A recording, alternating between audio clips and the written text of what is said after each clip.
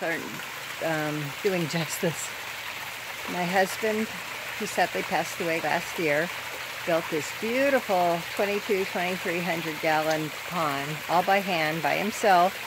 He made it easy to maintain for me, and the stills aren't really doing it justice, so I thought I'd do a video.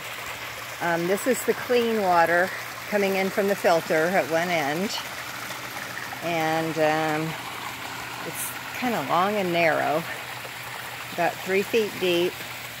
I've got 7 large koi. This little floating filter's 11 inches in diameter, which will give you an idea of how big these guys are. They're about 7 years old.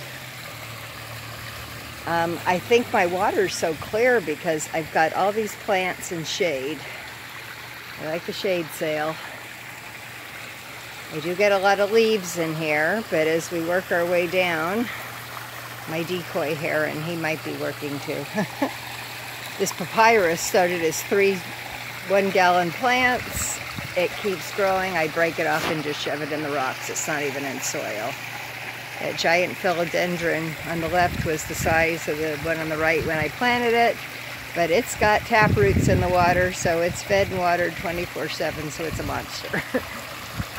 This is the return waterfall. This water's not filtered. It just kind of goes through the skimmer trap and then just comes right back in without going through the bio balls, which I'll show you in a minute. Right now, I just washed it, so I'm filling through the skimmer. I was sucking air, so I got the water too low. And you probably can't see, but the main intake to the filter is a pipe down here that has a triple head with little, I call them drains. It's more like an underwater intake. And the gunk that hasn't fit through the grate does collect around there. I just crawl in and scoop it out because, as you see, I've got a very, very, very messy pepper tree. Anyway, that's pretty much it for the pond. The filter, as I've got the intake from the skimmer, the underwater intakes, and output to the waterfalls is over here, goes underneath the pavers. My husband was a plumber by trade, didn't do anything halfway, so here's the contraption. Anyway, the bottom's the intake, the top is, I guess, the output. In addition to the skimmer, I do turn the pump off and open up that trap, clean out the gunk that collects in the basket, easy enough.